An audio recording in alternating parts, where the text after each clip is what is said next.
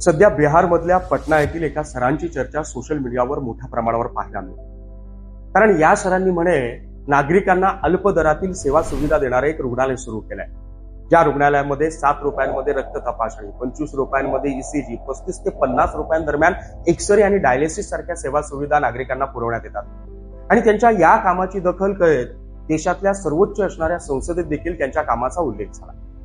पण तुम्हाला माहितीये का, या सगळ्या सेवा सुविधांसह प्रत्येक आजारांवर प्रत्येक उपचार औषधांसहित एकही रुपया खर्च न करता, कसलाही अल्प दर नाही, कसलाही माफक दर नाही, पूर्णपणे 0 रुपयात देणारी आरोग्य व्यवस्था गेल्या कित्येक वर्षांपासून आपल्या महाराष्ट्रातला एक मराठी माणूस त्यानं उभं केलेल्या 3 मोफत खासगी रुग्णालयाच्या माध्यमातून करतोय.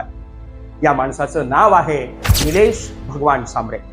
त्याने उभे केलेले हे 3 हॉस्पिटल, त्यापैकी एक पालघर जिल्ह्यामधल्या जडपुली येथे, ठाणे जिल्ह्यामधल्या आसनगाव शहापूर येथे आणि रत्नागिरी जिल्ह्यातल्या रत्नागिरी शहरात.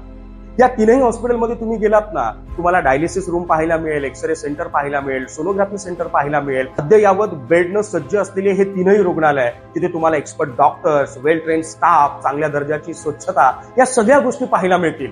पण या 3ही हॉस्पिटलमध्ये कॅश काउंटर अथवा बिल काउंटर नाही. मग विचार करा ना, माफक आणि अल्प दरात उभं राहिलेल्या रुग्णालयाची चर्चा देश पातळीवर होते, पण गेल्या कित्येक वर्षांपासून आपल्या खिशातले पैसे खर्च करून नागरिकांना 0 रुपयांमध्ये उभी केलेली आरोग्य व्यवस्था त्या निलेश सांबरे नावाच्या माणसानं निर्माण केली आहे.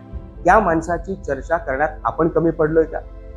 त्या माणसाच्या कामाला लोकांपर्यंत पोहोचवायला कुठेतरी ही तरुणाई कमी पडलीये का, याचा विचार करावा लागेल. चला मग आपल्या मराठी माणसाला सपोर्ट करूया आणि मराठी माणसानं लोककल्याणाचं उभं केलेल्या या साम्राज्याला जागतिक स्तरावर पोहोचूयात. आणि त्यासाठीच हा व्हिडिओ जास्तीत जास्त शेअर करा आणि आपल्या मराठी माणसाच्या कामाला जगाच्या कानाकोपऱ्यापर्यंत पोहोचवा.